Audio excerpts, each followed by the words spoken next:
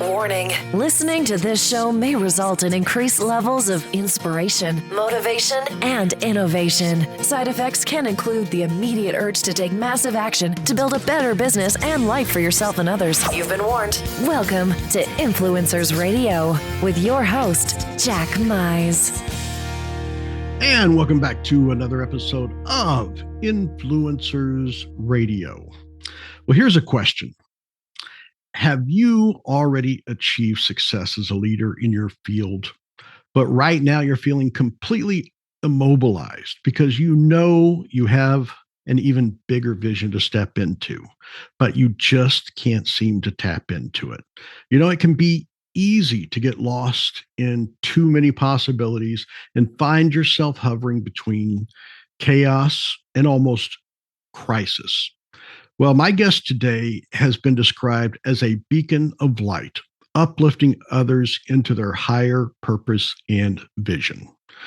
Joy Willett is a transformational mentor. She works with successful entrepreneurs, executives, and innovators who are high achievers and visionaries. As an expert strategist, she guides people to reconnect to their mind and heart in order to break through barriers, unlock their mission, and step into their next big vision. As a board-certified trainer of NLP, hypnosis, and timeline therapy, and a highly sought-after intuitive guide, she brings her clients and students to a greater level of freedom in all arenas of their lives. She's also the best-selling author of I Am Joy, and so are you. 19 authentic ways to uncover and elevate your natural happiness. Joy, welcome to Influencers Radio. Well, thank you, Jack. It's a real honor and a pleasure to be here today with you. Well, you know, I'm glad that you are here because, something that seems to always be difficult to discuss or put into words with a lot of folks is when we talk about happiness.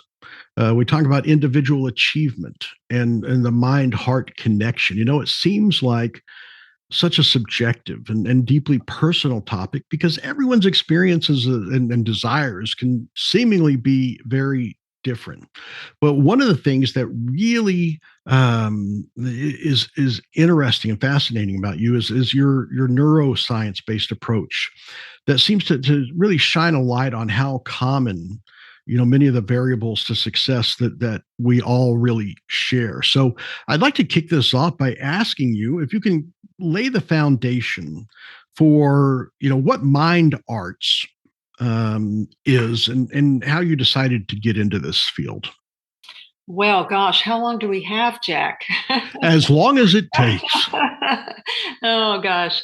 Well, the mind arts is just another way of explaining what is really going on between our minds, as well as then our emotions and our thoughts. It's all this wonderful biofeedback loop of thinking, then feeling something as a result of a thought, and then having an emotional state. And then you go out and produce a result or your behavior. So it's about understanding, and this is really in the forefront these days, isn't it? The how we are all thinking, feeling, mental health is a big topic, of course, in our world for good reason. And how do we become in control, or how do we become aware and then in control of how we're thinking? And therefore, then what are we feeling? Because the thoughts create an emotion, don't they? And so when they do, even if it's something that we don't even know we thought of, it can be something at those deeper subconscious levels. So that is where we get into the neuroscience based field of this whole, I will call it mumbo jumbo, right? With NLP and hypnosis and timeline therapy, these kinds of arts, is that we want to understand what is really going on in our system, in our neurology, and what's really running our lives and our show, which is pretty much, I call it what's running under the tip of the iceberg. The tip of the iceberg is our conscious mind. And what's under that, at now they find between 97 to 99% is our subconscious or our unconscious mind, which is pretty astounding when you think about that, right? That is, I mean, that percentage is kind of shocking. They certainly are. They are. And because I'll ask people when I'm working with them or just even teaching a class, how much of your minds do you think, what percentage do you think you're using consciously? And some people like 50%, and some people have already heard these kinds of statistics over the years, 10%. Well, it keeps getting smaller and smaller as the studies go on. And even in my classes, I've been teaching 97% out of our awareness, so only 3%. And then they're saying now it's closer to 1% that we're using consciously. Oh my! So, I know, really. And we thought we think all these wonderful thoughts, which we do. So it's about mind arts, mental health, emotional health, and well-being. It's about understanding what is really running our lives as programs, as filters for our experience here, and therefore then we can begin to take hold, take control, be in control, right, in a good way, so that we can be productive, happy, and live fulfilling lives, as well as being also a contributing force for good on this earth, right, together. Well, I think a lot of us, we can probably all agree on the outcomes that we're trying to achieve. With happiness, productivity, success, that kind of thing. But just like you mentioned, emotions. It seems like emotions are the one thing that just so drastically clouds our ability to see the reality versus our own very clouded perception of what obstacles actually stand in our way and what obstacles that we're actually that we're just perceiving. And I think that's probably why it's so important, and why having someone guide you through that is probably one of the biggest variables to success in doing that. Did you find that having someone else that can help you really understand? No, you're basing your decisions off of your emotions versus the kind of the logical, tactical way of doing that. Did you see that as being one of the big problems that people face with this? Well, that's a really good question, and it's a combination of both. We want to be logic. I mean, some people live in their minds, and some people live in their hearts. It's just we come in with our different personality structures, right? So it's a combination of wanting. That's why I call myself a mind-heart transformation mentor, also, because it's about learning how our minds, the conscious and the subconscious mind, are running our lives based on the filters, the programs that we actually made up when we were tiny little beings here when we first came here, like little tiny. I mean, there's studies and even in my work where people have actual consciousness and memories from being in the womb. It's really, really interesting. And then also from birth and as young children. And so what happens is we make up these, when we come here as little beings or big beings in little bodies, I like to say, we are completely connected between there's this beautiful flow between our conscious mind and our unconscious mind, and we'll say heaven, spirit, however we want to quantify it. We are like sponges, right? We're like sponges. And then we start to be told, you can't do that. That's not realistic, as we get older, for our own safety and protection, by people of authority that we trust and believe. And therefore, then we make up things about ourselves that probably we shouldn't, like, or I'm not good enough, or I can't do that, or it's not possible. It's the perceptions and the limiting beliefs that are passed down sometimes very, with good intentions from our grandparents, from teachers, from doctors, from religious leaders, people of authority that we look up to, and our parents trust. And then we make up things around ourselves and the world. So therefore, we make those up. We call those programs. We'll have a program or a filter around money. We'll have something around relationships. We'll have something about our health and well-being, right? And what we can and can't do, what we can and can't deserve. And a lot of times too, it's stuff that's passed down from even our lineages. Everyone in our family has always been like that, or it's not possible. All those, we call them limiting beliefs or self-talk, and those are usually out of our awareness, but they are severely and importantly running our life about how we perceive our world. We layer, it's like layers of color that we perceive the outside reality. It gets a lot more complicated than that. It's how we take in information, how much we can actually incorporate. So again, we go into this in my teachings and trainings. It's fascinating, though, Jack, how our minds work, how our neurology works, how we can the neuroplasticity of the brain, and how the neurons look and move around when we're learning something, and when we want to unlearn something, what happens to the neurology, right? Because we can unlearn and override those programs so that we can affect change. Now, this is a really big, fun thing. All learning change happens where? I'm going to ask you a question. Does it happen in the conscious mind or the unconscious mind? Well, I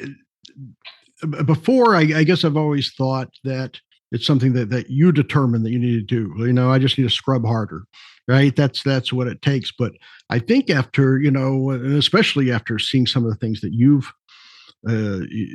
shine a light on, it's something that I guess I believe that it happens more in the unconscious or subconscious mind. But what fascinates me and still escapes me is what triggers that, and how do you invoke those triggers to make that happen?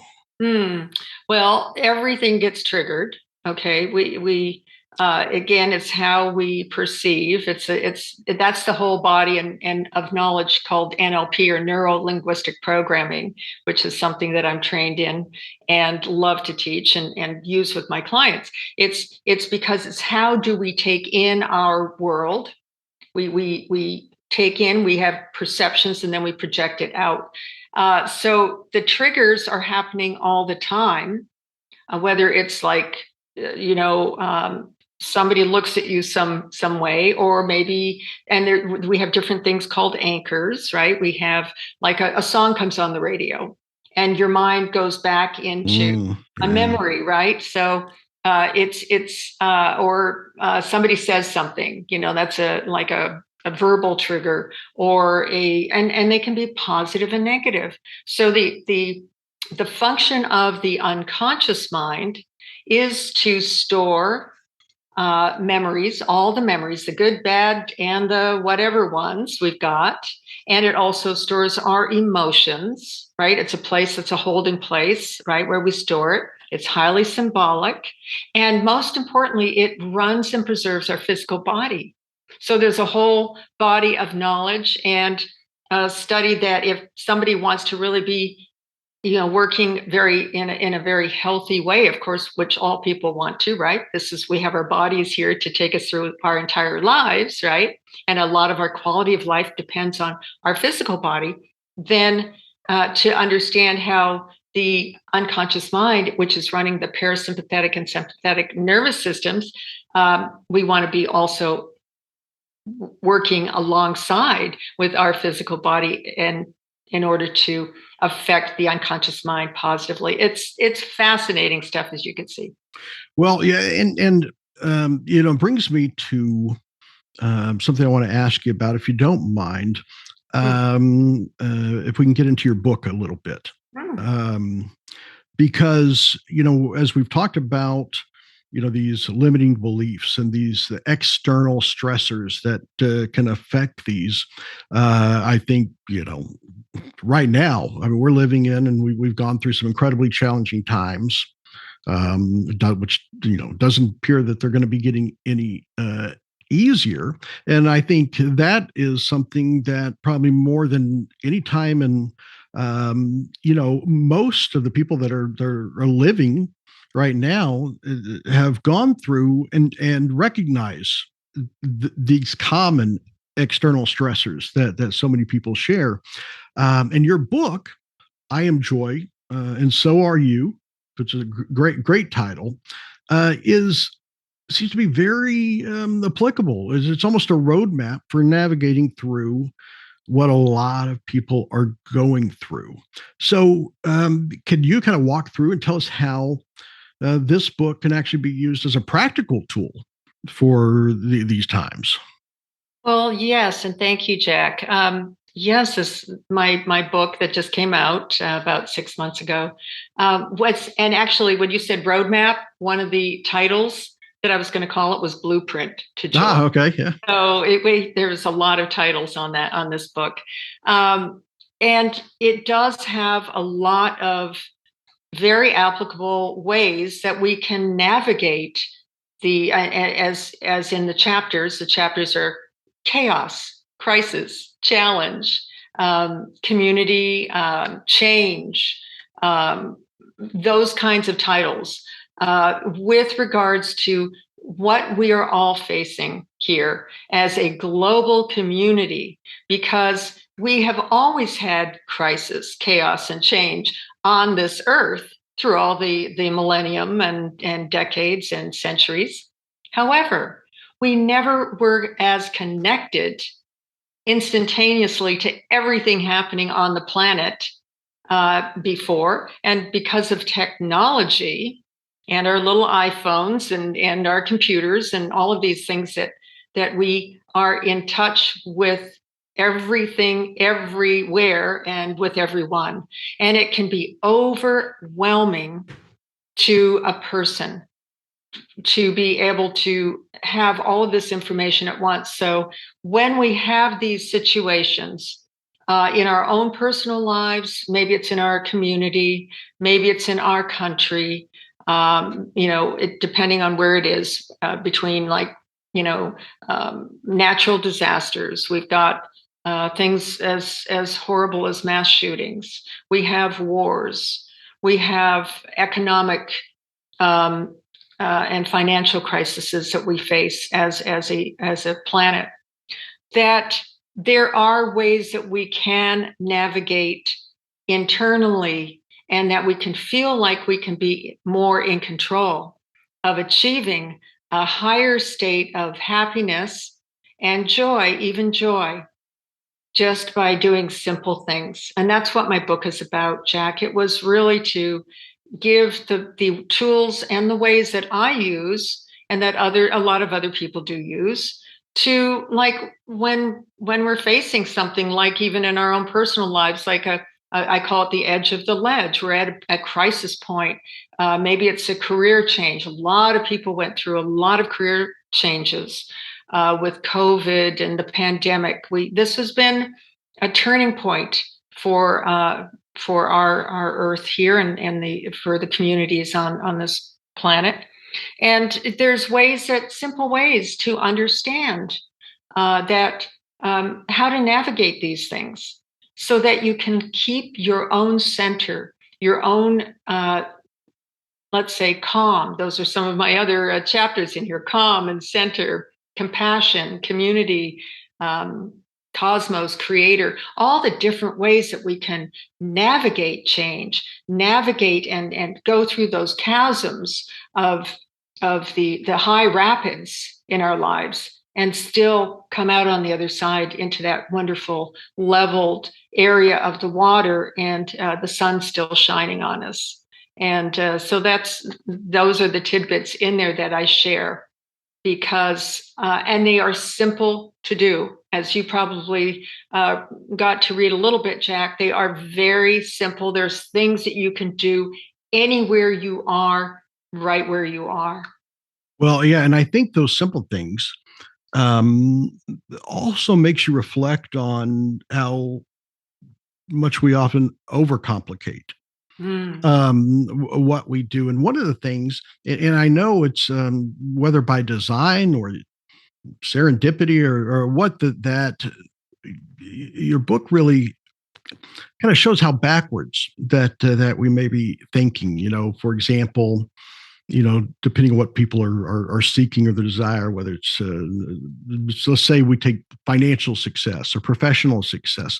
A lot of people think that, if I just had more money, that would bring me joy and happiness.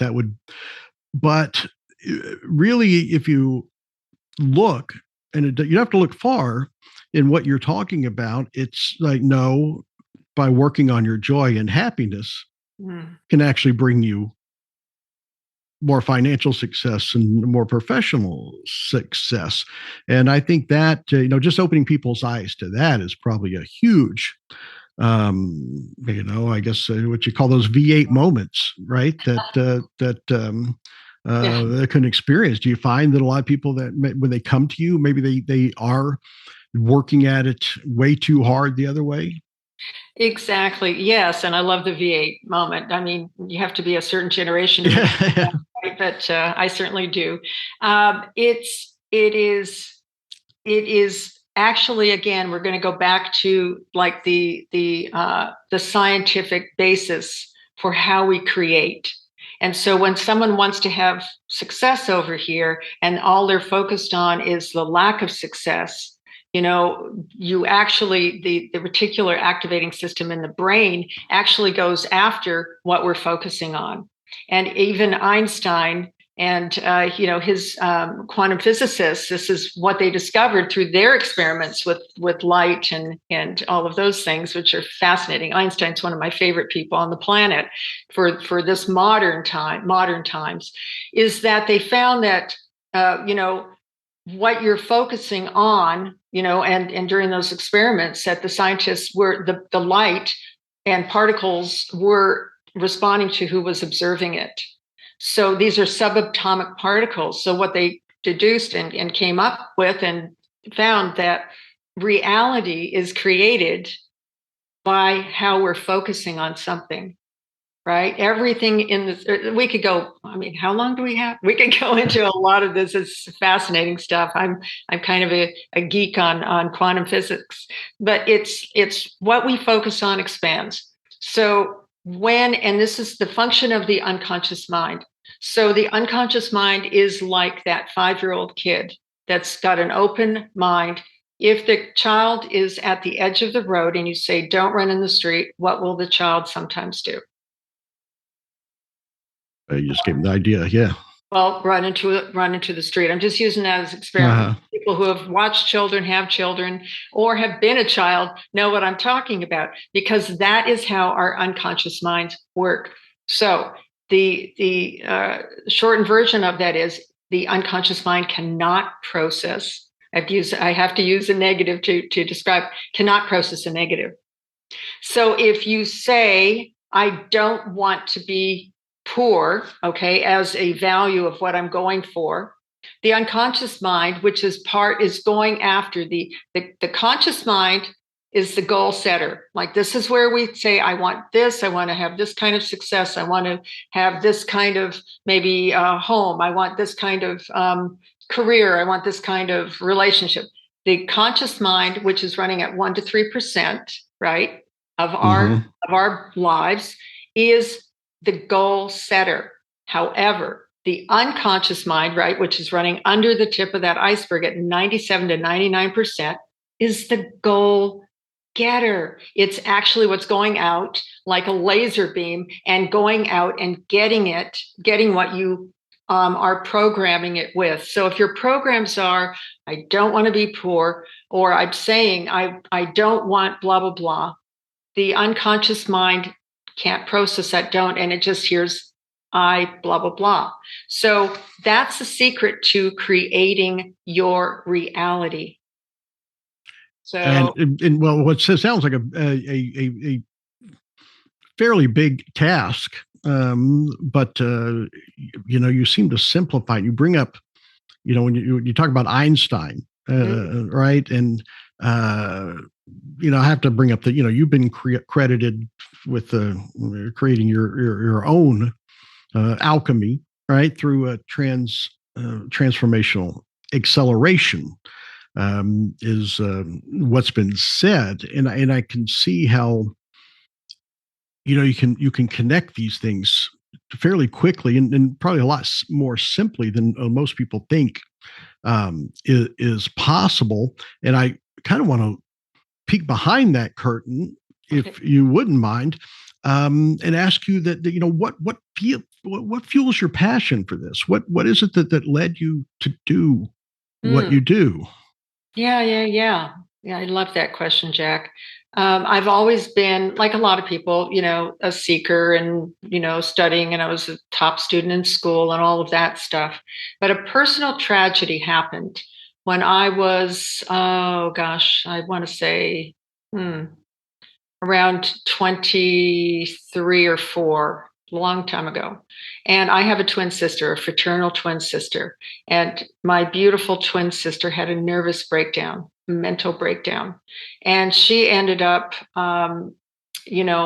just kind of being lost to us for about 17 years. And it was just heart-wrenching for our family. Now she's wonderfully fine, and she got married and has a young man, her son, who's now a pre-med PhD student. So there's a happy, wonderful ending and to this. However, that was my catalyst to go, how can we, because it was a tragedy. It was like, I mean, anyone that's experienced mental illness or disease or emotional illness, and which is probably in every single person's family, it tore our family apart.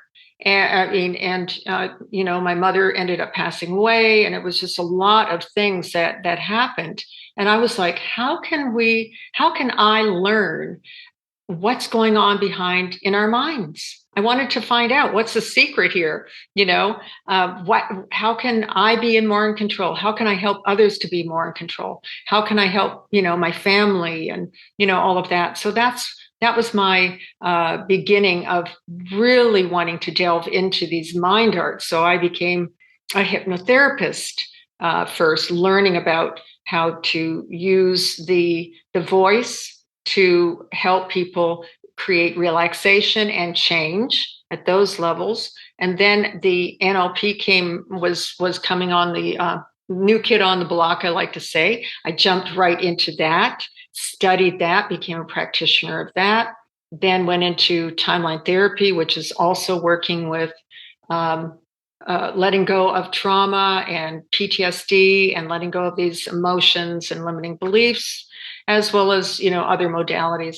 So, again, sometimes in our own lives, the thing that we have the most problem with ends up sometimes to become our greatest gift. And the things that we can therefore create and craft and share with the world as a way to help the world. As you're talking about that, and you're talking about the different, I'm not sure the term that you use, but it reminded me that you had mentioned something earlier, a term, spiritual lineage. Ah. Right. And it almost said, and I don't know what prompted me to remember that during what you were talking about there, but I wanted to go back and ask you to go deeper into that, if you wouldn't mind. Sure. Yeah. And that's another thing, because sometimes, when you say you're an expert in the mind arts, people might think, oh, you're just into the mind and mental, concepts and things. No. I come from a lineage on my mother's side. They were all from Finland, and they were very highly clairvoyant. And for, at least as far as I know, at least the past couple of 100 years. And so when I was growing up in my household, we had no problem talking about things like, spiritual things, and everything had a meaning. Of course, you drop a fork and you have too many spoons or whatever, those kinds of things. We also had prophetic dreams, dreams that we shared. We know things about people before they know. Some of my mother's side have been studied at the Monroe Institute, which is a study, a center. Now they have one in Canada, and they have, I don't know how many they have here in the States, but it's a center for psychic phenomenon. Some of my family members have, not my immediate family, but our extended family, have been flown there to be studied for their paranormal experiences. So what I do like to say is I also, I call myself a visionary guide. I can read people and do that kind of thing. And I also, I joke, Jack, because I see dead people. So that's kind of a joke, but a lot of times people will pass over and they will show up to me and give me messages to give to their family members, because, a lot of times the family's in such grief and sorrow, they can't, they're not open to it. So a lot of times people will show up to me quickly because they know, like, oh, Joy can get this message across. So I joke and say I could probably make more money being a psychic medium, because they're very popular these days. But that is something that I can do. And it's like, and it's also something that I teach with some people too. And so it's a blend. To me, it's a blend of honoring and knowing that we have the ability to connect to spiritual realms and other realms, and as well as work with our minds, our mental capacities, and work with our emotions. And again, knowing that everything that we do is being run by the subconscious or the unconscious mind. That's the physical body. So it truly is a body, mind, spirit, and I will say heart balance in order to live a beautiful and fulfilling life. Well, I think, yeah, that word balance, I think, is just probably an understatement, because I know that, one of the benefits that a lot of people have had, working with you is, well, one, your ability, but also your willingness to share and to teach and to um, really allow others to benefit from your experiences and your knowledge and really some of your own innovations, really, in this field.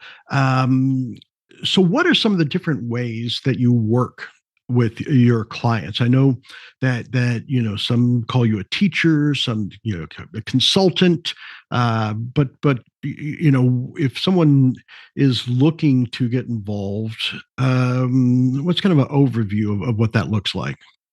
Well, usually I do start, like most consultants and or coaches, with a discovery call, and we set up a time so I can find out how I can work with someone, what their particular needs are. And I do coach and train people in these mind arts of NLP and hypnosis. I also love to do personal breakthrough experiences for people.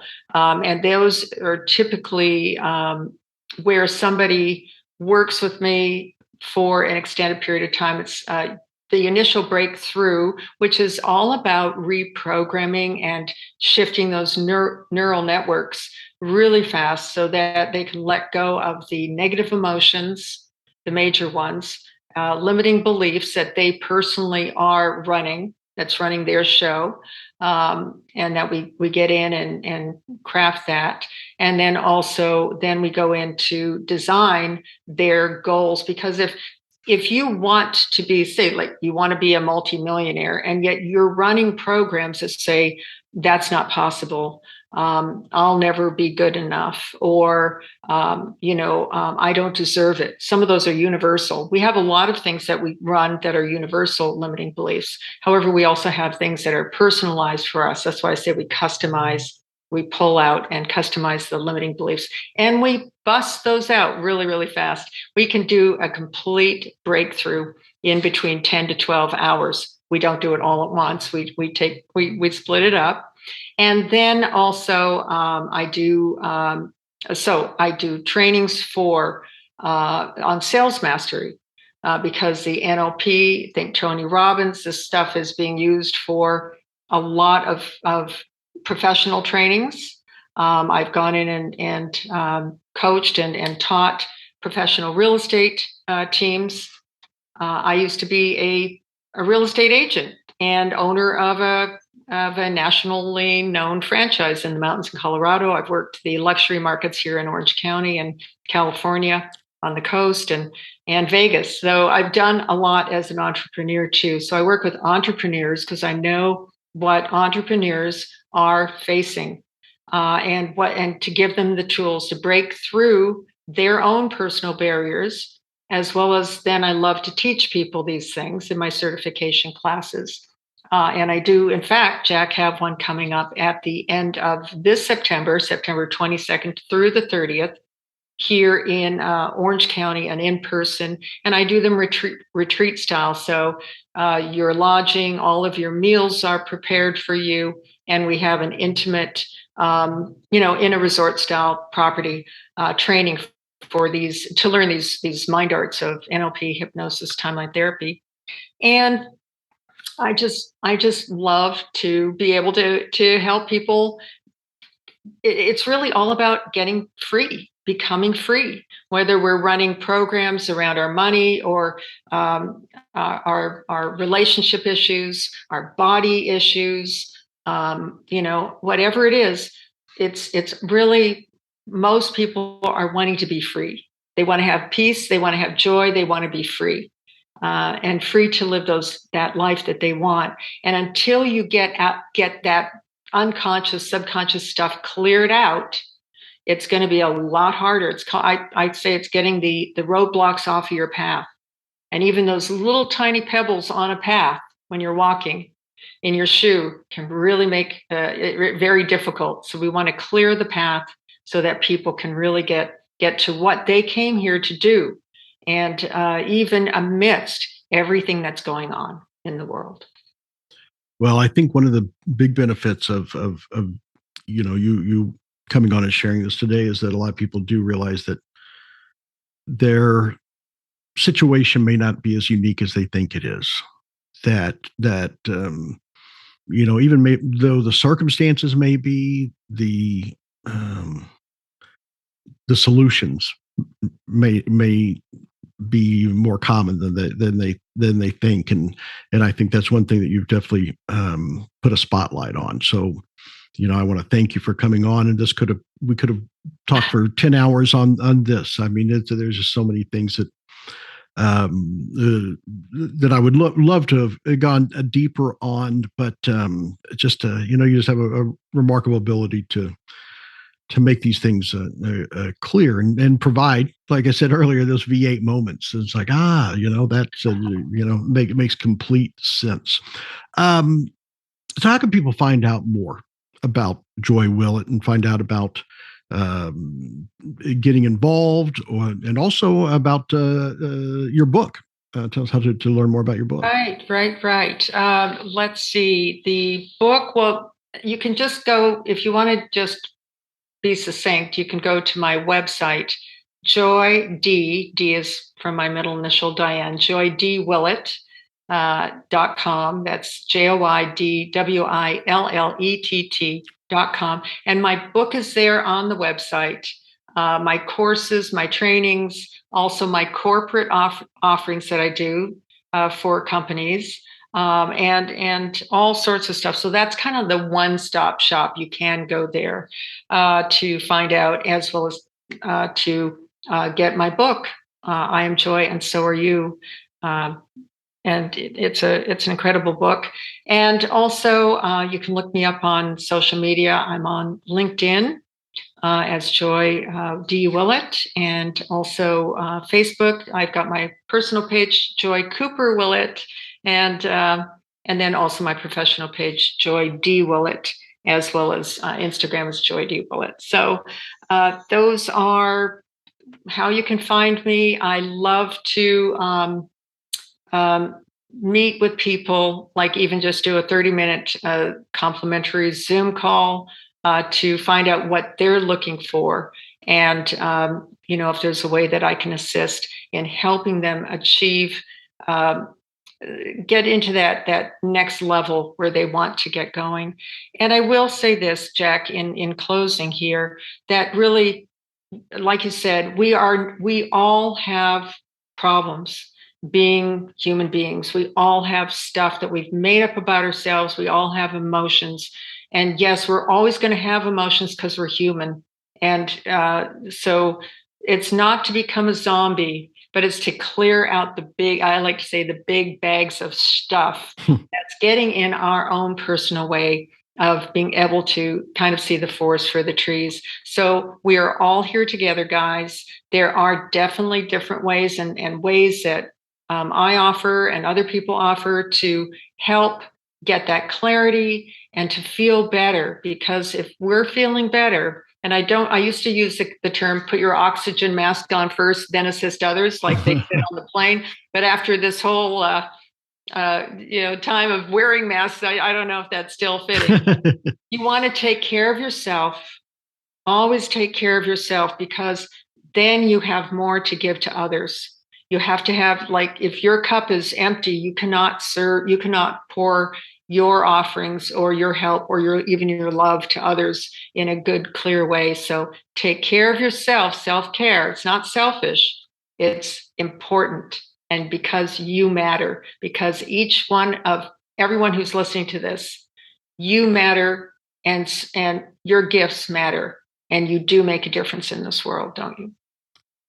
Well, fantastic. Just remarkable insights. And I have to thank you for coming on today and sharing this, because you certainly have a big impact on a lot of lives. So thank you for being here. Thank you, Jack. It's been a wonderful pleasure. Thank you. All right, folks, there you have it. Definitely check out Joy. I mean, there's so much wonderful information that she has on her site. You go to Joy D Willett. That's JoyWillett.com. We'll have that link on the show notes, as well as how to connect with her on social media and to find out about her book, I Am Joy and So Are You, 19 Authentic Ways to Uncover and Elevate Your Natural Happiness. Until next time on Influencers Radio, remember, you are the only real game changer. You've been listening to Influencers Radio. To get all past shows and updates on future shows, visit influencersradio.com today.